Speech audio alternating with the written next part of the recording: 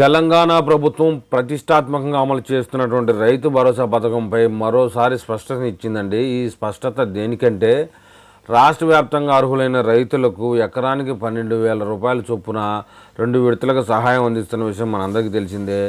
ఈ పథకం కింద ఒక్కో విడతగా 6,000 రూపాయలు రైతుకు బ్యాంకు ఖాతాలో జమ అవుతూ ఉన్నాయి. అయితే తాజాగా కొంతమంది రైతులకు రైతు భరోసా మొత్తం రాకపోవడం కూడా జరుగుతూ ఉంది. మరికొంతమందికి అయితే తక్కువ అమౌంట్ జమ అవుతూ ఉంది. దీంతో రైతులైతే ఆందోళన వ్యక్తం చేస్తూ వ్యవసాయ అధికారులు ఆ కార్యాలయాల చుట్టూ తిరుగుతున్న పరిస్థితి నెలకొని ఉందండి. ఈ సమస్యలపై రాష్ట్ర ప్రభుత్వం అయితే స్పష్టత ఇచ్చింది.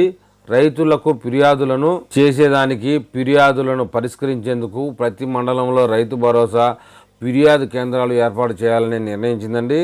ఈ కేంద్రాల ద్వారా రైతులు తమకు జరిగిన అన్యాయాలపై అధికారులకు ఫిర్యాదు చేసే అవకాశం ఉంటుంది.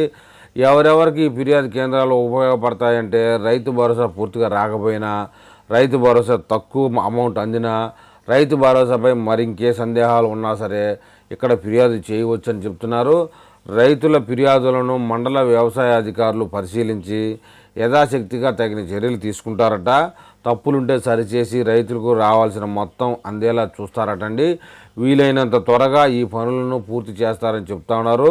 మరి రైతు భరోసాకు సంబంధిత సమస్యలు ఉంటే వెంటనే మండల వ్యవసాయ అధికారిని కానీ లేదా ఎంఈఓని కానీ సంప్రదించాలని చెప్తా ఉన్నారు.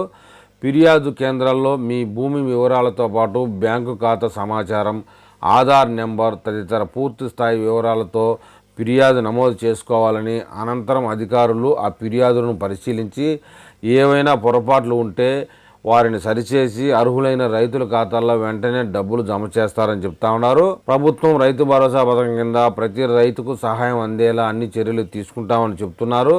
ఎవరైనా అనుమానాలు లేదా సమస్యలు ఉంటే తద్వారా సంబంధించిన వ్యవసాయ అధికారులను కలవాలని అయితే ప్రభుత్వం సలహా ఇస్తుందండి. మరి